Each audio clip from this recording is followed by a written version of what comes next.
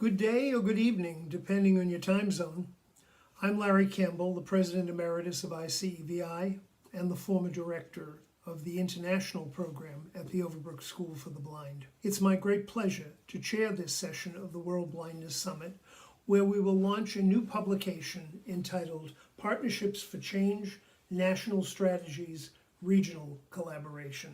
This book tells the story of a more than 3-decade-long development program that has addressed the challenges faced in fully including men and women who are blind into the education and employment sectors to which they have for far too long been denied equal access. It's a story that demonstrates how the power of technology in the hands of motivated and empowered blind youth can affect real change. Today, from all corners of the world, we are participating in this global summit using accessible technology that just a few decades ago we could only dream of. Of course, some of you in the audience today have grown up in the digital world where assistive technologies have always been part of your life. However, for many of you in under-resourced countries, these accessible technologies are new and in some countries still largely unavailable, a situation we really must try to change. The story this book tells might never have been told without the vision and support of the two persons to whom we dedicated, Ryoshi and Yohei Sasakawa, the founder and the current chairperson of the Nippon Foundation. In a few moments, you'll meet Chairman Sasakawa, who urged us to tell his story, to share the approaches that we have used, the lessons we've learned, and the regional network we have built that to date has reached more than 31,000 individuals in 9 countries, mostly in Southeast Asia. Our story begins in an era when we were in the very early stages of the development of accessible technologies, a point in time when many in the blindness community feared that the digital age would leave them behind. In 1985, the Overbrook School for the Blind launched a small experimental program to provide leadership training to blind youth from around the world. Over the next 15 years, that program, with significant scholarship support from the Nippon Foundation, graduated 278 blind youth, 48 experienced teachers from 45 countries. These individuals learned the power of technology and the critical role it could play in future education and employment opportunities for persons who are blind. You'll meet a number of those individuals and hear their stories. Beginning in the mid-1990s, with the urging of our graduates, that small Philadelphia program began to develop outreach initiatives.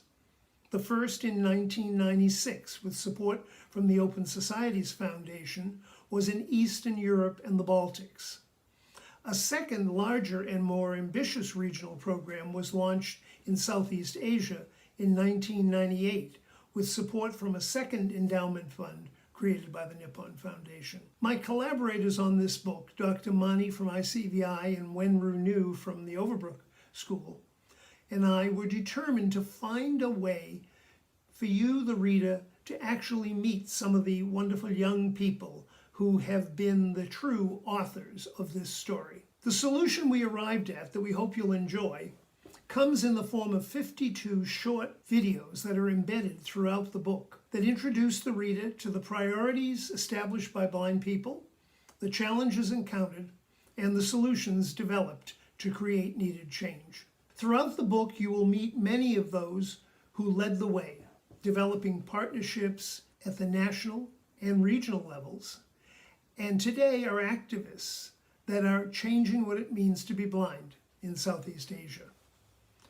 Let me share a few words about how we've structured the book. Following a brief introduction to the 3 principal partner organizations, you will meet a remarkable woman. Genevieve Caulfield was a 1905 graduate of Overbrook who began her work in Asia in 1923 in Japan, going on to Thailand, Myanmar, and Vietnam, where she had a major impact on the development of education and self-advocacy services for blind and visually impaired people. You will then learn of the challenges faced by Overbrook as it transitioned from a US-based program to a more regionally based initiative, and the challenges faced by ICEVI as it grappled with the task of unlocking schoolhouse doors for the vast majority of blind children in under-resourced regions of the world. As Overbrook established the base for its regional initiative in Thailand, ICEVI was in the midst of planning a global campaign to dramatically expand access to education for blind children in the developing world, where on average only 1 in 10 had access to education. These separate but related initiatives led to a convergence of paths in 2002 and a partnership between Overbrook and ICEVI that over the course of this story has addressed needs at all levels of the education system, from primary to tertiary, and also tackled barriers that were created by policy and continued to work on access to gainful employment. The next 2 chapters of the book provide the reader with an understanding of the many issues the program dealt with to bring about needed changes in the 9 countries that are the partners in this regional network. Fundamental to all of this work were 3 critical factors. First, leadership by individuals who are blind in all decision-making. Second, the power and importance of assistive technology in shaping solutions. And third, the importance of fostering an active cross-border collaboration between the 9 participating countries. All that has been achieved arises from the eagerness with which the participating countries embrace the willingness to work together, to share achievements and occasional defeats, knowing that together they would be stronger. This spirit very much reminds me of that old African proverb: if you want to go fast, go alone. If you want to go far, go together. Through written word and embedded video footage, the reader will travel through the region, learn how countries tackle specific challenges, shared experiences, created solutions that have led to long-term positive change. In the final chapter of the book, we reflect on some of what we refer to as the favorable winds of the first 2 decades of the 21st century that assisted and supported our efforts to bring about change. We share with the reader the development principles that have guided our work from the outset. We present these not as a magic formula that we have developed, but rather as issues that the reader may wish to reflect on as they strive to change what it means to be blind in their country or region and create a world that is open, inclusive, and leaves no one behind. It is now my great pleasure to introduce to you 2 young people who know this regional program from a different perspective. These are individuals who have been both beneficiaries of the program, as well as individuals who have contributed their time and talents to bringing partnerships, building partnerships, and creating much needed change. Vina Dipoirawan is a wife, mother, and an active member of the Indonesian Blind Union. I first met Vina when she was part of a focus group planning the 2006 pilot project to create more inclusive higher education facilities in Indonesia. She's a 2006 graduate of Muhammadiyah University and with a degree in communications and public relations. She's held positions with Intercontinental Hotel Corporation and Standard Chartered Bank. Currently, she's involved in online marketing in the consumer goods and fashion industry. Over to you, Vina. Thank you, Larry. Nice introduction. In 2006, recognizing the limited number of persons with visual impairment able to access higher education, the Nippon Foundation launched a project with Overbrook International and ICEVI It's called the Higher Education Program. It makes more open and inclusive university. We were lucky the Nippon Foundation chose Indonesia to be the pilot project. Developed with Indonesia Blind Union and Mitra Netra Foundation, the project started in 2 big cities in Indonesia and now has reached 6 other countries in our region. The project greatly expanding from open and inclusive university to open market employment. The project becoming bridge between university and open market employment. I was one of the students who get benefit from the higher education project, and I want to share you my own story. I lost my sight when I was high school. I don't know how to continue my study. So is my family. Don't know how to deal with this kind of situation. And then I met Mitra Netra, a resources center based in Jakarta, which provides services for blind in education. Mitra Netra encouraged me to proceed to university. I entered the university in 2006, majoring in communication. The same year, the higher education came. Back then, only few of us has notebook because it's quite costly for us. We have to go to certain places to do our assignment. We delay submit our assignment and thesis. The worst part, some of the students drop out because of that. The project lent us notebook. With notebook at hand, we can do our assignment anytime we feel convenient. We are able to submit our assignment on time. It is so delightful.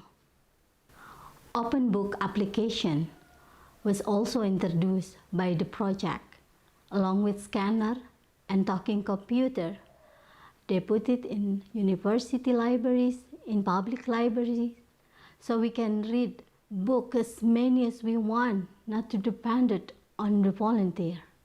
Able to access technology and knowledge, just like students without disabilities, make us feel confident and convince our family and community that blind students able to study in university if the support is ready and suitable for us.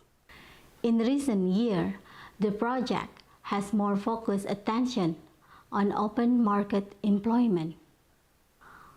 I know we are all realize how big issue employment is for blind people everywhere. While there is much to be done, good progress is being made. I particularly proud that the soft skill training that developed here in Indonesia is being used throughout the regions. This soft skill training is helping to prepare us for the challenges of expanding open market employment opportunity. On behalf of my colleague here in Indonesia and throughout the regions, I would like to express sincere thanks to the Nippon Foundation for their care, concern, and assistance, which is bringing important change. Thanks, Vina. Like Vina, our next speaker, Sohan Matwani from the Philippines, also lost his sight as a high school student. However, as you will learn, it didn't slow him down much. His intelligence, determination, along with support from the Philippine partner Resources for the Blind, led him to graduate with honors from De La Salle College of St. Benil. He now works as a software engineer for a leading Philippine software development company. Let's hear from Sohan about his journey and his take on the power of technology to create change. Over to you, Sohan. Technology has unequivocally transformed our lives from the ground up. It has completely altered the way we perform our day-to-day activities. The advent of the internet and the introduction of such handheld gadgets as computers, tablets, and smartphones have opened up an entire world of information available to us simply at the click of a button. All this, undoubtedly, has made our lives so much more convenient. Whether it be the transition from snail mail to email, or whether it be the transition from printed maps to the GPS, or whether it be the evolution of our modes of transportation. And since the past year, ever since transport and travel have been restricted, we've also been using teleconferencing to accomplish pretty much the same goals. This all reminds me of something that my professor emphasized back when I was in college. The way he defined technology was that technology was nothing more than a way of doing things. And all of these examples that we've come across just a while earlier all allude to this fact. The goal that is being accomplished is just the same. The objective is exactly the same. The medium by which that goal is reached, that objective is accomplished, is what has changed, is what has become more convenient. The goal of snail mail and email is still to communicate, but email has made it much faster. The goal of the GPS and the printed maps is to get to our destination, but now it's become so much more convenient. The goal of transportation is to get things done. The goal is the same, but transporting ourselves from one point to another has become so much more faster now, which means that technology is indeed simply a way of doing things. Now, before I proceed any further, I think it's important for me to first introduce myself as well. So let me bring you all down memory lane for just a while. I was born in the year 1996 as a sighted individual. I did everything a sighted kid would do. I participated in sports, I tinkered with technology, I read, I studied, I virtually did everything that I was passionate about. I enjoyed my life to the fullest. Until the age of 16, when it felt like it was the end of the world for me. At the age of 16, I developed a condition which led to complete blindness. Eventually, they tried convincing me to go back and study. I had to agree because I thought there was no use sitting at home and doing nothing. So, I eventually got in touch with the resources for the blind. I put across my story. I said I wanted to study, but I had a very simple condition, that I wanted to study in the exact same school from where I had began my studies. I was deeply in love with my school because it was not just a school for me, it was for me an avenue to hone my skills. The Don Bosco Technical Institute of Makati was indeed not just a simple institution. It was an institution that imparted practical lessons, and thus I wanted to continue my studies in that very same institution. The resources for the blind, upon hearing this, said that I indeed could. And I was taken aback because I thought since I had lost my eyesight, I would need to study in the school for the blind. They encouraged me, they empowered me, they supported me, and they even approached the management of the institution. The management was convinced. They thought I could be given another chance. I had one last year of high school remaining anyway. They did give me another chance and they welcomed me with open arms.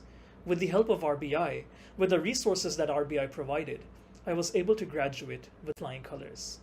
The resources for the blind directed me towards university, where I had desired to pursue my bachelor's degree. They directed me towards the De La Salle College of St. Benilde due to its inclusive nature. While I was in university, I joined a number of competitions, out of which I came victorious. Not only that, I graduated with flying colors. I graduated with Latin honors. Today, I work as a software engineer in a renowned company in the Philippines. Now, you might be asking, in spite of all of these challenges, how were you able to achieve all this in such a small amount of time? It's not easy to transition from being a sighted individual to completely incurring blindness. How was this all possible? And I will again go back from where I started. Technology. Yes, folks, it was technology that helped me cope with my situation. Back in the day, when people developed visual impairment, or when people were born with visual impairment, they had to learn to use Braille. Braille should definitely be learned even today. It is a universally accepted standard. However, in these days, technology, screen readers and computers almost can achieve the same results as Braille did. And essentially, this is the second point I wish to put across when it comes to technology. That technology isn't just a medium that makes our lives convenient. In fact, technology is responsible for breaking barriers. Technology has broken commercial barriers, societal barriers, geographical barriers, you name it. All the barriers that might have existed before the advent and the growth of technology, the advancement of technology, all of those barriers are completely dismantled today. And all of these barriers, the dismantling of all of these barriers, have allowed collaboration to flourish. Organizations such as the Nippon Foundation, working together with the ICEVI, the Overbrook School for the Blind, the RBI, the ATRI, government agencies and NGOs all across Southeast Asia and all over the world. Technology has allowed all of these organizations to collaborate and channel resources towards individuals such as myself, for me to be able to realize my aspirations and my dreams. However, the fun thing about these organizations, the great thing about these organizations is that it's not just resources that they provide. They also provide mindset. I still am very, very fondly able to recall the very first time when I was able to reach RBI. When I put across my story, one thing that they told me was, if you think it's the end of the world for you, it's not. It's just a change in lifestyle that is required for you to move ahead and pursue your dreams. And true enough, 9 years back, I couldn't have even thought of being right in front of you today, speaking to you throughout this medium. But it was through RBI. It was through all of these lovely organizations that have committed themselves to achieving these goals, that have committed themselves to provide individuals such as myself with another chance. These organizations have done a fabulous work. And before I take my place, I would like to share a quote by Martin Luther King Jr. Martin Luther King Jr. once very beautifully said that if you can't fly, then run. If you can't run, then walk. If you can't walk, then crawl. But whatever you do, keep moving forward. Thanks, Sohan. In his foreword to this book, UN Ambassador Aubrey Webson speaks of how well the work we describe fits 4 of the United Nations Sustainable Development Goals, and its overarching principle to leave no one behind. It is now my great pleasure and honor to introduce to you a man who is a living example of that principle, a man who has devoted much of his life to doing just that, leaving no one behind. The accomplishments of the Nippon Foundation under the leadership of Yohei Sasakawa and their long-term view of development are nothing short of extraordinary. For more than 50 years, the Foundation has supported a wide range of programs aimed at empowering persons with disabilities and other marginalized people, giving them a voice and empowering them to create more open and inclusive communities. For the past 30 years, I've had the privilege of working closely with Chairman Sasakawa and the remarkable team he has built at their headquarters in Tokyo and in the field. While I very much wish that my next task were being done in person, I am nonetheless thrilled to virtually hand Chairman Sasakawa the very first copy of Partnerships for Change, National Strategies, Regional Collaboration, and ask him to address us. Chairman Sasakawa? Dr. Larry Campbell, Special Advisor of ICEVI, Dr. Mani, CEO of ICEVI, Ms. Wen Ruini, Program Officer on Net, distinguished guest, it is my greatest honor and privilege to extend my heartfelt gratitude and congratulations for the launch of Partnership for Change, National Strategies. My wishes go to all who have dedicated the effort to put together the valuable findings and learnings of support of blind and partially sighted people accumulated over more than 30 years in this book. The excellent speeches which two of our fellows representing the graduates made have led me to renew my high esteem for their activities.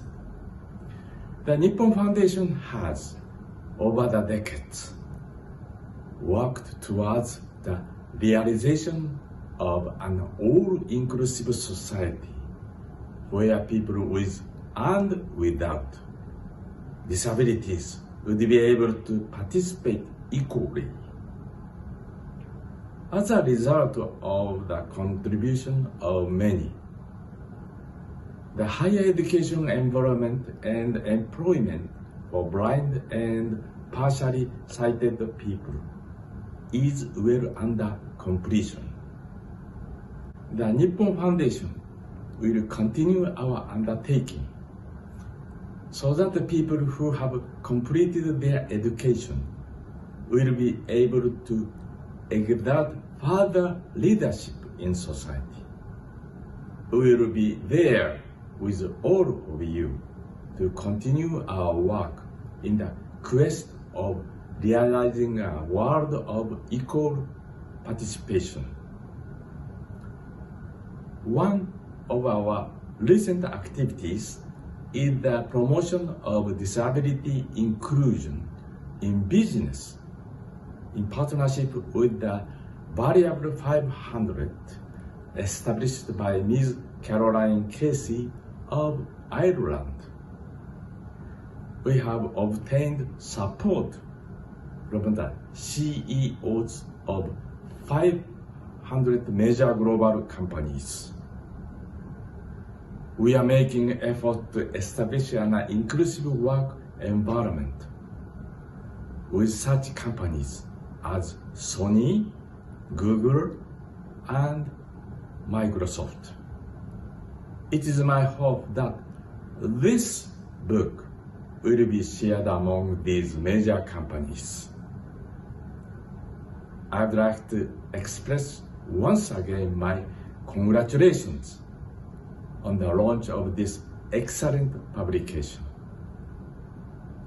The Nippon Foundation remains committed to offer our cooperation towards the realization of a truly inclusive society. Thank you. Thank you, Chairman Sasakawa, for being with us today and for what you and the Nippon Foundation do every day to improve the lives of persons with disabilities and to create more open and inclusive communities. As we conclude this session, I know you join me in thanking our speakers. I hope the book that we are launching today will be of interest to you. We want you to know that an EPUB version can be downloaded from the websites of the Overbrook School for the Blind, www.obs.org, or ICEVI, www.icevi.org. Thank you, and please enjoy the rest of this wonderful World Blindness Summit.